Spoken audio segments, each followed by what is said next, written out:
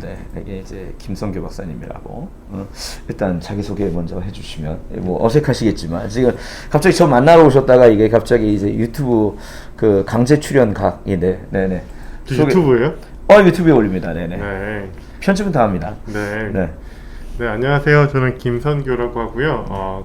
공부 열심히 안 하면 어떻게 되나를 이렇게 말씀드리려고 민기쌤 옆에 이렇게 앉아 있게 됐습니다. 네. 참고로 말씀드리면 그 이분이 그 유명한 그 뭐 S대학이라고 그 왜 관악산 밑에 있는 그 대학 나오신 분들인데 이제 그 대학 출신들이 이렇게 공부 못하면 뭐 이런 얘기하면 그 거의 기만인 거 아시죠? 그래서 그 뭐 알아서 그냥 가면서 들으십시오. 이거 지금 분명히 이 댓글에다가 뭐 숱한 테러가 나올 만한 그 발언인데 뭐 그냥 아무튼 뭐 어차피 뭐 넘어가도록 저희 가볍게 네네네. 네. 그 전공은 혹시 전공은 뭐 전기공학 했고요. 네네. 그다음에 이제 어떻게 가다가 실수로 네네. 저희 부모님이 좀 전생에 좀 죄를 많이 지셔서 네네. 대학원에 진학을 하게 됐어요. 아 대학원 진학이 이게 그 전생에 죄를 지며 가는 겁니까? 그 심슨이라는 그 만화 보시면은 네네네. 잘못된 짓을 하면 대학원에 가서 고통을 겪는다. 네, 제가 이제 뭐 사실 그 저는 학부 출신이라서 네. 이게 짤로만 봤었는데 이게 진짜 나오신 분들은 그렇게 느끼시나 보네요. 그쵸. 죄를 지으면 교도원에 가잖아요. 네네. 뭔가 대학에서 잘못을 하면 대학원에 가게 되는 거죠. 교도소. 그다음에 뭐, 대학원이 아니라 원래 그런 대학 소였거든요. 뭐 그렇게 말씀하시더라고요. 무슨 원자 붙으면 아프면 병원. 뭔가 문제가 생기면 가는데. 그 대학 학부 때 그러니까 이게 이제 공부를 잘 안 하면 대학원을 간다라는 그쵸. 새로운 썰을 받아들이게 되네요. 그리고 뭐. 근데 저는 왜 그 대학교 때 공부를 못했는데 왜 대학원을 안 갔을까요? 아마도 공부를 못 하시는 게 아니라 세상 이치를 깨우쳤기 때문에 굳이. 오늘 제가 지금 이거 촬영하고 있는데 나중에 이제 올리고 나면 이게 댓글 많이 기대됩니다. 이게 진짜 이거 되게 센세이션을 불러일으키지 않을까. 이게 죄를 지면 대학원을 간다. 석사 이상은 다 무릎 꿇고 빌어야 돼요. 그러니까 제가 학부를 나온 게 다 플랜이 있었던 것 같습니다. 현명하신 분들이 가방끈을 짧게 가져가십니다. 네네네. 보통 뭐랄까요, 훌륭하신 분, 지금 맥북 만드신 저 잡스 형님도 대학교 1학년 딱 다니고 중퇴하셨고, 또 저기 게이츠 형님도 대학교 다니시다 중퇴하셨고, 이게 똑똑하면 중퇴. 주커버그 형님도 이렇게 제가 중퇴했으면 더 똑똑해졌을 뻔했는데 아깝게 똑똑하시면 중퇴를 하셨을 테지만 저보다는 훨씬 똑똑하시기 때문에 이렇게 학부 전공을 마치잖아요. 네네네, 알겠습니다. 그래서 대학원에 이런 농담이 있어요. 그러니까 뭐 대학교 4년을 딱 하면 뭔가 내가 많은 걸 배웠다, 뭔가 안다 라는 걸 알고요. 석사를 가게 되면 이거는 조금 안다 라는 걸 이제 알게 되고요.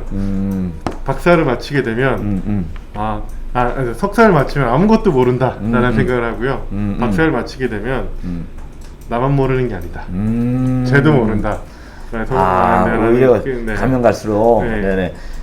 참고로 지금 이제 우리 이 인터뷰의 목표는 이제 이렇게 필드에서 뛰고 계신 이제 선배님들, 특히나 이제 이과 쪽 친구들, 제가 이제 문과 베이스다 보니까 이게 이과 쪽으로 이제 진출하신 분들이 실제로 이제 어떤 과정을 거치시고 그다음에 어떻게 지금 현업에서 일하고 계신지를 이제 이제 알려드리기 위한 이제 적인데, 지금 이제 아마 이 인터뷰의 결과물은 그 학습 의욕을 좀 떨어뜨리는. 제가 민규 쌤께 그 이공계인으로서 항상 아쉬웠던 게 영어였어요. 제 주변에 이제 영어를 잘하는 친구들은 뭐 저 캘리포니아 따뜻한 곳에서 일하는 친구들이 많거든요. 그게 뭐 단순히 해외 진출을 하면 성공이다, 아니면 좋다, 그런 얘기를 하는 게 아니라 영어를 확실히 잘하게 되면 기회의 폭이 더 많아지는 것 같아요. 사실 저희 그 이공계 쪽에서 이게 뭐 이를테면 논문서부터 시작해가지고 거의 이제 영어로 이렇게 이래저래 그쵸. 그러니까 예를 들면 미국 애들은 자기가 생각하는 걸 글로 정리하면 논문이 되는데 저희는 영어를 짜듯이 영어를 지어내야 되거든요. 물론 한글로 쓰는 것도 뭐 한글로 써서 끝나도 좋지만 이제 우리는 한 가지 더 과정을 거치게 되잖아요. 근데 아무래도 좀 영어를 잘하시는 분들이 학술적인 어떤 논리 구조도 그런 논문 쓰는 것도 훨씬 더 편하고, 요즘은 사실은 뭐 그런 얘기를 많이 하잖아요. 뭐 예를 들면 이어폰 꽂으면 자동 번역기가 나오지 않느냐, 아니면 뭐 파파고도 뭐 인터넷 되는 데서 대충 번역은 되지 않느냐. 뭐 어느 정도는 맞는 말이긴 한데 좀 오히려 시장이나 여러 가지 유튜브나 이런 동시성, 그러니까 글로벌라이제이션이 더 되면서 그냥 그거를 뭔가 거치지 않고 바로 접근 가능한다는 것 자체가 경쟁력이 된다고 생각을 해요. 오히려 역설이군요. 네, 그러니까, 오히려 예. 예를 들면 BTS가 왜 떴냐라고 하면 저는 RM의 역할이 크다라고 생각을 하거든요.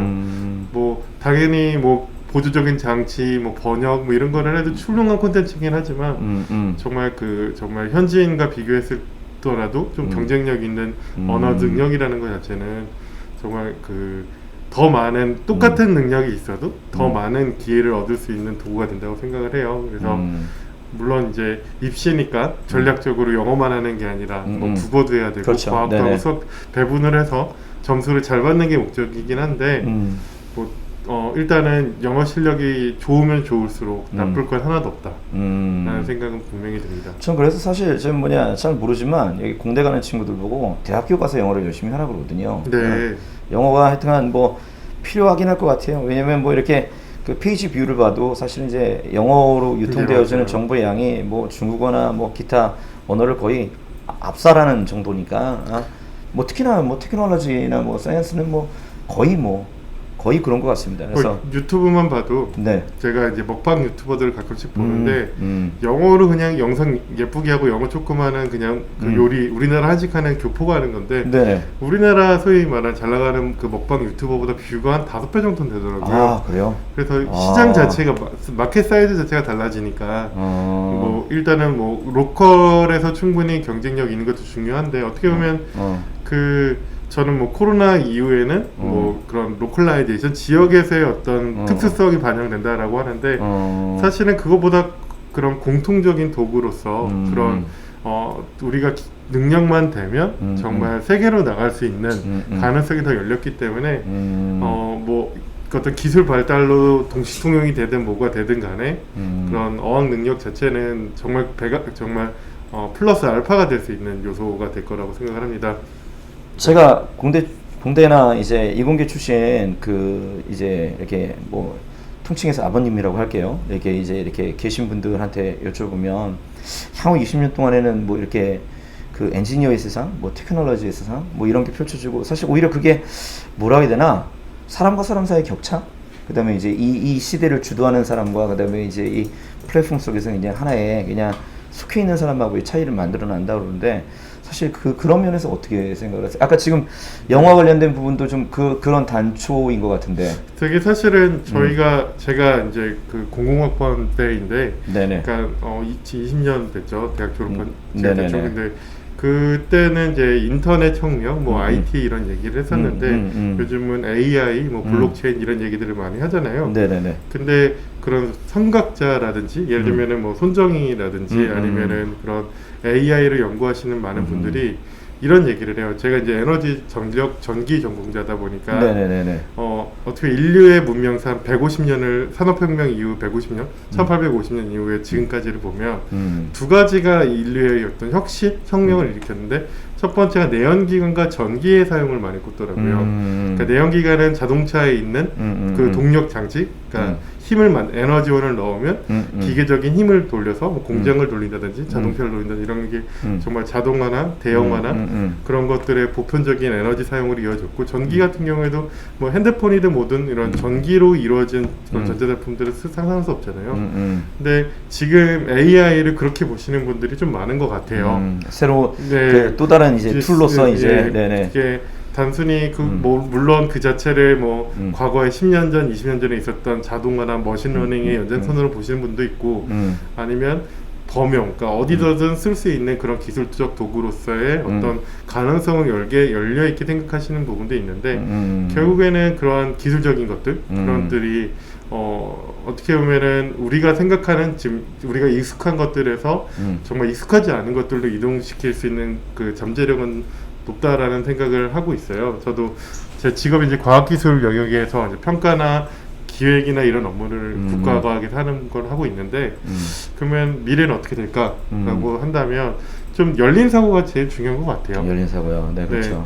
네. 변화에 대해서 이제 수용성을 가져야 이제 뭔가 네. 이제 왜냐면 우리가 여태까지 익혔던 기술이나 이런 것들이 때로는 이제 우리가 노력했다라는 게 이제 세상에 의해서 평가되지 않는 세상이 올 수도 있으니까 그죠. 그래서 사실 이제 그 입시생들한테는 뭐 당연히 전략적으로 가급적이면 좋은 기회를 얻을 수 있는 그러니까 어떻게 보면은 교수님이나 아니면 선배님들의 네트워크나 아니면 그런 훌륭한 교육을 받을 수 있는 좋은 학교에 가는 게 일차적인 목표로 하는 건 단기적으로 올바르다고 생각을 하지만 일단 대학 가서는 정말 그 내가 꼭 그 전공 공부만 한다든지 아니면 전통적 방식으로 그냥 수업 열심히 듣고 학점 관리 잘해서 뭐 취직을 해야 되는지 그런 것들은 조금 이제 바뀌게 되지 않았나. 사실은 그 지금 항상 말하는 게 대학의 변화가 너무 느리다라는 얘기를 하거든요. 그렇죠. 그러면 반대로 대학이 변화가 느리니까 그 대학에 들어가게 되면 뭔가 그 노력들 자체를 좀 남다르게 할 수 있는 부분이 있는 것 같아요.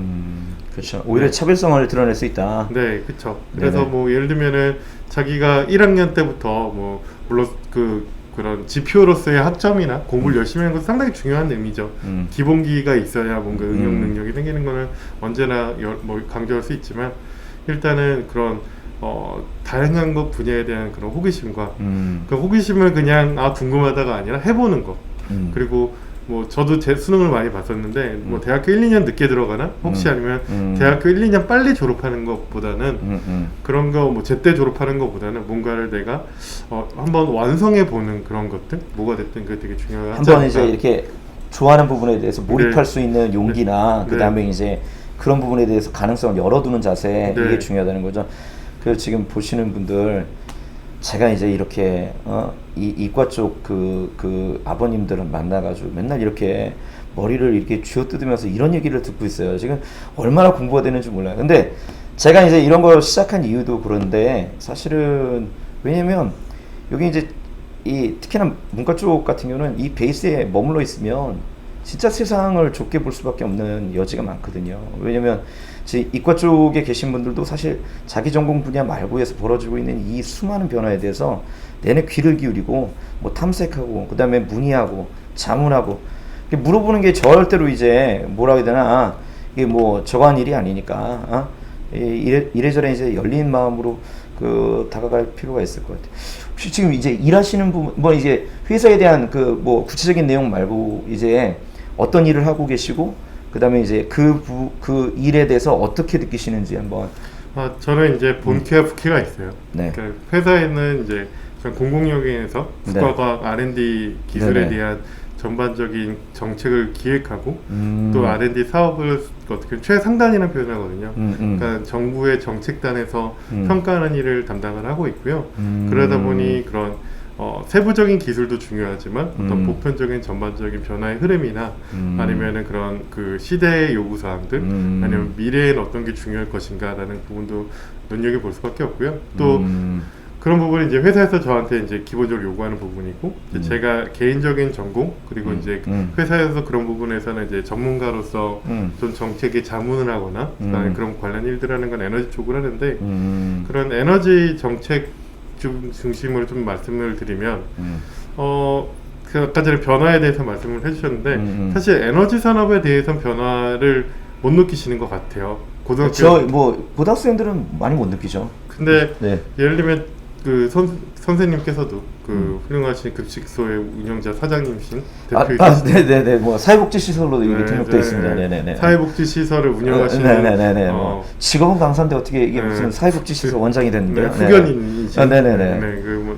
분도 아시겠지만 사실은 우리가 10년 전만 해도 전 세계에서 가장 잘 나가는 기업은 오일회사였어요. 그렇죠. 네네. 시가총액 상위에는 뭐 BP라든지 뭐 여러 가지 기름집이라고 말하는 회사들이 있었고, 그 다음에 하이테크 기업들, 뭐 구글이라든지 애플이라든지 있었는데 지금은 세계에서 제일 가장 높은 가치를 받는 기업들이 애플이거든요.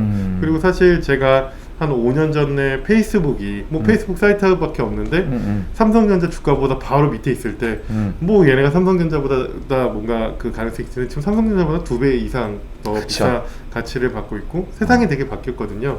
그리고 에너지 기업들은 지금 다 가라앉았어요. 그러면 우리는 그냥 사실 부모님들 대부분도 그냥 주유소 가서 기름 넣고 전기는 그냥 키면 되는 거니까 관심이 없지만 이 안에 있는 산업 생태계에서는 엄청난 변화가 일어나고 있거든요. 네, 그래서 그런 변화들에 대해서 말씀드리고 싶고, 또 사실 이제 여러분은 저 때보다는 더 변화된 환경을 공부를 하시기는 부분이 있는데, 기후변화 영역 자체도 불과 10년 사이, 5년 사이에 그쵸. 너무 많이 변화하는 것 같아요. 예를 들면은 7년 전에 뭐 전기차가 처음 나왔을 때, 그러니까 그 처음은 아니고 테슬라에서 로드스터라는 자동차를 이제 그 스포츠카 비슷한 자동차를 내놨을 때 비웃었거든요. 저는 뭐 정확히는 알지 못했지만 같이 비웃었던 이름 중 하나라서. 네네. 뭐라고 비웃어서 제가 이제 인용을 하는 게, 되게 저명한 물리학자고, 그러니까 제자 중에 노벨상도 받았고, 그분이 이제 대통령을 위한 에너지 강의라는 책을 쓰셨는데, 그 책이 한 7년 전에 쓴 책이에요. 그 책을 보면 전기차는 한때 유행과 같아, 전기차만큼 과장된 분야는 없다라고 단정적으로 말하셨어요. 이거 뭐 재밌는 거네, 장난감이네, 이걸로 되겠냐? 라는 식으로 했고, 그 다음에 그 당시 자동차 회사들도 테슬라 뜯어먹으려고 했었죠. 근데 지금 어떻게 되시냐면, 그래서 그러다가 한 1년 전에는 테슬라 주가가 막 올라가더니 저 테슬라 주주입니다. 네, 저도요. 네네네. 네, 소액 주주고요. 대주주세요. 저희는 뭐 이렇게 테슬라의 주주 운동을 하고 있는 사람은 아니고, 지금 뭐 하여튼간에 뭐 그러고 있습니다. 네. 근데 7년 전에 자동차 회사 중에 가장 가치가 높은 도요타 자동차의 주가를 제꼈어요. 그렇죠. 그랬을 때 말이 돼? 매출이나 판매량이 다른데? 라고 했는데, 작년에 겨우 50만 대 이제 양산했을 뿐인데. 네, 근데 지금은 전 세계에 있는 모든 자동차 회사의 가치보다 테슬라가 거의 똑같아요.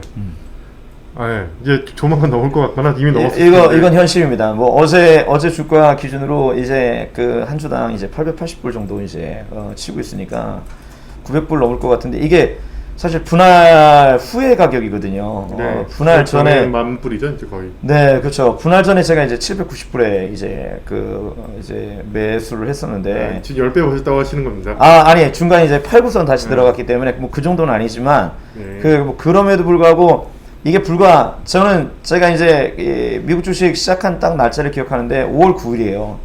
2020년 5월 9일입니다.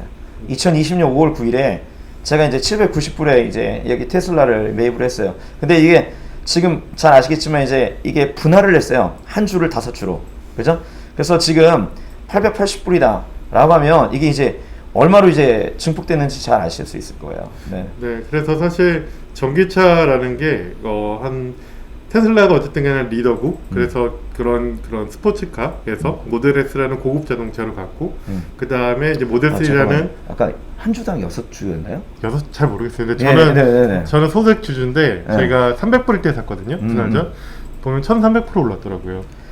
이게 지금 이게 1,300%면 몇 배? 13배요, 13배. 이게 노멀입니다, 이게. 네, 근데 저는 정말 어쨌든 근데 정말 7년 전에 조소를 받았고, 누가 그거 하냐, 누가 그거 타겠냐라고 했었는데, 정말 이 자체가 내연기관의 종발이 얼마 남지 않았다라든지, 아니면은 지금 이제 R&D는 미래의 기술이잖아요. 말 그대로 과학 기술에서 그렇죠. 개선을 하고 더 좋은 걸 만드는데, 뭐 디젤 쪽은 이제 R&D는 완전히 안 한다라고 종료가 됐고, 이제 휘발유 자동차도 이제 R&D 자체의 계획이 없어지거나 축소됐고, 그러면 이제 과거의 내연기관의 심장이라고 말할 수 있는 벤츠에서도 이제 내연기관에서 전기차로 이동을 하고 있는 상황이거든요. 그러니까 정말 말도 안 되는 변화가 일어난 거죠. 여전히 이제 비중은 이제 그런 10년 자동차 수명이 10년, 15년 정도 되니까 좀 변화하는 그런 전환기가 있긴 하지만, 정말 큰 변화가 오고 있는 부분은 맞는 것 같고요. 아까 이제 김 박사님이 말씀해주신 에너지 기업의 변화를 말씀하시면서 이제 에너지 기업들이 몰락하고 있다는 건 기존의 에너지 기업들입니다. 그러니까 그 얘기는 이제 그 기존의 에너지 기업들의 사실 이제 저희가 이제 에너지를 사용하는 뭐 빈도나 양 뭐 이런 부분들은 점점 증폭되고 있으니까, 그렇게 증폭되고 있는데, 기존의 에너지 회사들이 그렇게 뭐 특히나 이제 오일 회사들이 이렇게 이제 가라앉고 있는 그 표현은 뭐 그 내면에서 지금 이제 위기를 느끼는 거죠. 어마무시한 빅뱅이 일어나고 있다라고 이제 이해하셔도 되고, 그 이제 그 측면에서 이제 뭐 네. 전기차의 전환이라든지 에너지원의 이제 전환 자체가 이제 세상을 사실 뭐 그 제가 이제 문과로서 이렇게 개입해서 좀 죄송하지만, 그 우리 뭐 같은 문과 친구들도 잘 이해하겠지만 이게 에너지가 인프라거든요. 에너지야말로 이제 이 인프라의 거의 축이나 다를 바가 없는데, 그 부분이 이제 변화를 저희가 이제 살아오면서 익숙했던 부분들이 뭔가 이제 향후에는 뭔가 또 다른 에너지원으로 이제 바뀌어 나가는 과정이니까, 그 부분에 대해서 이제 주목할 필요가 있다라는 그 현재 흐름을 이제 우리 김 박사님께서 네. 얘기해 주시는 것 같아요. 예, 맞아요. 뭐냐면 에너지 기업 같은 경우에는 사실은 그 에너지 수요가 이제 선진국 같은 경우에는 증가를 하지 않고 오히려 축소되는 방향을 가거나 정체가 되고, 우리나라도 이제 크게 증가는 안 하거든요. 근데 중국은 아직 성장할 부분이 많고, 네네. 인도나 아프리카 또 기타 개발도상국 같은 경우에 수요가 늘어야 되는데, 이제 코로나19라는 어떤 그런 외생 변수라고 표현하는 예상하지 못한 외부의 충격을 받으면서 이런 이야기들이 나오고 있어요. 뭐 어떤 얘기가 나오고 있냐면, 당연히 이동의 수요가 확 줄었죠. 그러니까 에너지는 역사적으로 100년 동안 계속 성장을 해왔거든요. 인류의 성장, 그러니까 인류의 어떤 근대 문명과 근현대 문명과 함께 계속 증가만 해왔던 자원인데, 코로나로 인해서 우리가 해외여행도 못 가고, 그렇죠. 또 초반에는 뭐 락다운이라고 하는 봉쇄라는 게 있으니까 네네. 지역 간의 이동도 네네. 제한되고, 또 어떻게 보면 이동 자체가 제한이 되다 보니까 에너지 쪽에 수요가 락다운 했을 때는 한 30% 줄었고 전반적으로 7%에서 10%의 에너지 수요가 줄었거든요. 근데 그렇게 되다 보니 이제 오일 업계에서는 에너지 피크가 온다라는 말을 오래전부터 했었어요. 근데 그 아버님과, 그러니까 선생님과 제가 그 이제 그 고등학교 대학교 때 있을 때는 석유도 땅 속에 있는 자원이니까 유한하니 언젠간 고갈이 된다. 그렇죠. 저희가 배웠던 건 그 저희들의 노멀은 그거였죠. 그래서 에너지 피크가 오면 네. 대체 에너지를 개발을 해서 우리가 네. 에너지를 써야 된다. 네네. 라는 게 한 10년, 20년 전에 어떤 네. 그 상식이었다면, 지금 그 기름회사, 그 석유회사에서 말하는 피크는 더 이상 수요가 증가하지 않는다. 왜냐면 이동 부분이 30% 정도를 차지하는데, 이제 전기차로 바뀌게 되면 전기를 쓰지 석유를 사용하지 않으니까 수요가 이제 피크를 쳤다. 그러니까 이제는 내려갈 일만 남았다는데, 그 피크를 뭐 2040년에서 50년 사이에 피크가 온다는 얘기를 했었어요. 근데 코로나가 오면서 이미 피크가 오지 않았을까? 수요의 피크는 이미 왔다. 이미 코로나 전에 2019년이 피크고 20년은 떨어지긴 했으니까 뭐 올 회복은 해야겠죠. 그런 그 경제도 정상화돼야 되고 백신 맞고 그런 걸 정상화가 돼야긴 하지만 일시적으로 다시 올라가긴 하지만, 장기 추세로는 더 이상 석유를 많이 사용하지 않고, 또 그거의 가장 큰 이유에는 기후변화에 대한 그런 규제 자체가 우리나라 같은 경우에는 지금 이제 계획을 막 세웠고 이제 구체적인 실행 이제 액션 플랜이라고 하는 실행 같은 경우에는 이제 하나씩 만들어가야 되는 부분인데, 우리보다 그런 부분에 대해서 유럽 같은 경우는 10년 전부터 실질적으로 노력을 해왔고, 그거 자체가 이제 산업 경쟁력으로 가게 이어지는 과정 중에 있거든요. 그러면 정말 지금 이제 제가 대학에 갔을 때만 해도 정유회사 취직하면 정말 지금도 여전히 좋은 회사예요. 그렇죠. 네, 좋은 직장이고 좋은 회사인데 그때는 오일 피크가 온다는 생각을 안 했어요. 막 30년 뒤의 미래, 먼 미래에 우리가 더 이상 사람들이 좀 줄이지 않을까라고 했는데, 지금 정유회사들은 새로운 비즈니스 모델을 찾으려고 노력을 하고 있다는 거죠. 왜냐면 지금 우리가 사용하는 이거 자체가 정점이 아닐까? 라는 의구심이 내부에서 이렇게 나오기 시작을 하니까 무언가 위기의식이 이제 있다는 거죠. 망했다, 끝이다 라는 뜻이 아니라, 근데 그거 자체가 사실 5년 전과 지금과 비교하면 말도 안 되는 엄청난 변화거든요. 근데 뭐 그게 또 다른 의미로는 기회가 될 수도 있겠네요. 네, 그렇죠. 네. 그런 의미에서 이제 이렇게 말씀을 이제 뭐 드리고 이제 정리를 해보면, 사실 이제 제가 이제 중간에 개입하는 이유가 이게 아무래도 이제 학생들이 이렇게 진로 탐색과 관련해서 지금 이제 앞으로, 왜냐면 이공계 쪽 친구들은 이게 사실 학과에 대한 선택이 그래도 이제 나름대로 이제 향후 미래랑 이제 되게 깊은 관련이라는 걸 가지고 있는데, 그 부분 관련해서 이제 에너지 만약 그런 친구들한테 제가 중간에 혹시라도 이제 좀 이렇게 약간의 포링을 하기 위해서 이제 제가 이제 개입을 한 건데, 혹시 이제 에너지 쪽 뭐 그게 이제 학과는 뭐 여러 가지가 있겠습니다만, 에너지 관련해 가지고 이제 전공을 하고 싶은 뭐 생명 쪽도 아니고 하필이면 이제 에너지 관련해 가지고 이제 전공을 하고 싶은 뭐 미래 공대생들에게 그 어떤 마인드를 가지고 공부했으면 좋겠다. 그리고 뭐 이를테면 그 영역에 대해서 얼마나 프로미싱한가. 뭐 저 프로미싱한가라는 부분은 변화가 있으니까 프로미싱 하겠죠, 당연히. 뭐 저는 이제 그렇게 생각을 하고 있는데 그 어떤 자세로 임했으면 좋겠는지 한번 얘기를 해주시면 좋을 것 같습니다. 사실 저 프로미싱한 거는 저 잘 모르겠고요. 아, 네. 지금 갑자기, 유망하다고 해서 네네네. 지금 유망하다고 해서 또 어떻게 바뀔지 저도 장담을 못하겠어요. 아, 네. 미래 예측할 수는 없다. 네네. 없고 계속 바뀌는 거 있으니까 네. 어떻게 보면은 가장 기본기가 제일 중요한 건 사실인 것 같아요. 뭐 학교에서 전공 수업을 만약에 자기가 적성에도 맞고 정말 공부를 재밌어 하고 하면 전공 영역을 열심히 하시는 것도 아주 좋은 길이라고 생각을 해요. 네네. 근데 만약에 대부분의 특히 이제 우수한 학생들이 전공이 나보다 제가 훨씬 더 잘해. 쟤는 이거를 뭐 3일 동안 나를 새는데 재밌대. 이러면 이제 좀 걱정, 이건 내가 과연 할 수 있는 일인가? 라는 그런 스스로에 대한 의심이 들기 시작하게 되는데 좀 그러면 이제 좀 열린 마음을 갖고 있을 필요가 있고요.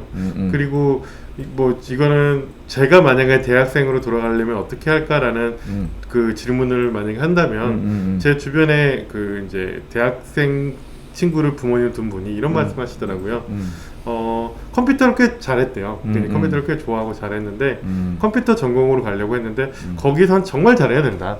소위 말하는 뭐 단순히 1차적인 코더나 그런 프로그래머가 아니라 뭔가 그 이상을 원하고 뭐 소위 말하는 제가 말하는 뭐 실리콘밸리든 이렇게 가려면 정말 너가 좀 탁월하게 잘해야 되는데 근데 그냥 특정 뭐 화학공학이 될 수도 있고 생명공학이 될 수도 있고 제가 말하는 뭐 전기나 에너지가 있는데 거기서 컴퓨터를 좀 잘하면 활용해서 그런 확장성이 더 있다라고 생각을 해서 뭐 특정 학원은 아니지만 요즘 뭐 인터넷으로 되지만 그냥 1학년 때 뭐 학점 조금 하면서 놀면서 뭐 정말 빡세게 하는 학원에 보내셨대요. 1학년 때. 물론 하라고 권하는 건 아니에요. 그런 방법이 여러 가지가 있다는 걸 말씀드리는데 근데 그 친구가 어쨌든 1학년 때 그거를 열심히 했대요. 즐겁게. 그러고 나니까 그 과에서는 컴퓨터를 잘 못하는 과니까 제일 잘하는 거예요.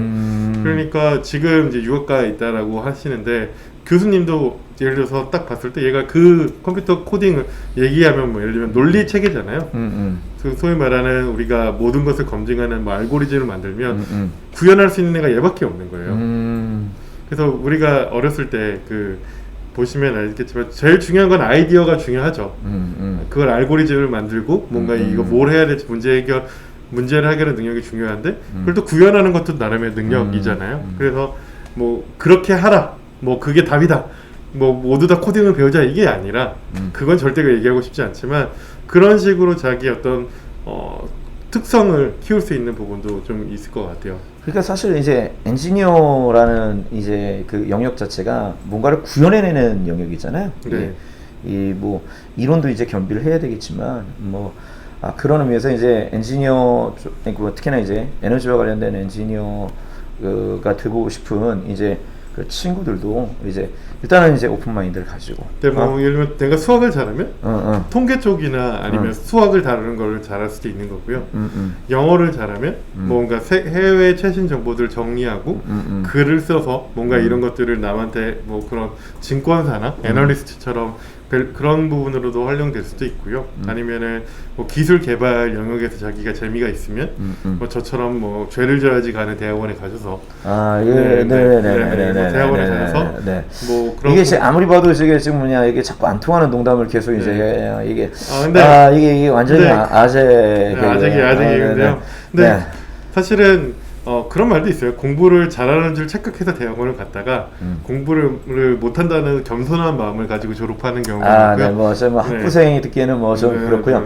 그 마지막으로 그 이제 일종의 이제 국책연구소 이제 그 근무하시잖아요.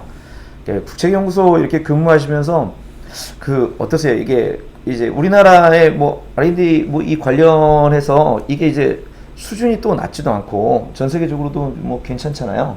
그리고 이제 그 일선에서 이제 일을 하시는 측면에서 보면 그 어떠십니까? 어떤 작업 환경에 이런 부분들은 정말 괜찮은 것 같고 아쉬운 점은 뭐다. 뭐 이런 거 하나 알려주시면서 이제 우리. 제가 뭐 농담 반 진담 담을 했는데요. 이제 저는 정책이나 평가라는 분야이기 때문에 기피하기보다는 다양성에 관심을 가지는 쪽으로 이제 저를 적성을 찾아서 온 거고요. 네. 만약에 그런 공학 박사, 아니면 자연 이학 박사 이런 식으로 해서 연구 능력도 훌륭하시고 또 그런 부분에서 연구를 자기가 해서 무언가 새로운 것을 만들겠다라고 하면 소위 말하는 국책연구소, 정부 출연 연구소라고 부르는 쪽에 오시면 되게 좋습니다. 그러니까 물론 그 오기가 쉽지는 않아요. 그렇죠. 되게 좋은 분이고 이게 네. 아니 이분이 사실은 이게 지금 다 이루신 분인데 지금 그렇죠. 그 이게 지금 나중에 제가 이게 이제 편집해가지고 거의 그 댓글 테러를 부를 만한 편집들을 좀 해야 될 것 같아요. 근데 하여간에 뭐 네, 괜찮고. 네, 그리고 자기가 하고 싶은 연구를 통해서 기여할 수도 있고요. 요즘은 그런 정부 출연 연구소도 뭐 기술 사업화를 한다든지 자신이 가진 기술을 그냥 그걸 이제 기업이랑 중소기업이든 대기업이랑 협력을 해서 새로운 부가가치를 창출한다든지 아니면 이제 창업을 권장한다든지 그러니까 다양한 어떤 혁신 생태계를 만드는 일을 권장하고 있어요. 그러니까 단순히 내가 연구만을 할 거야 이것도 좋고요.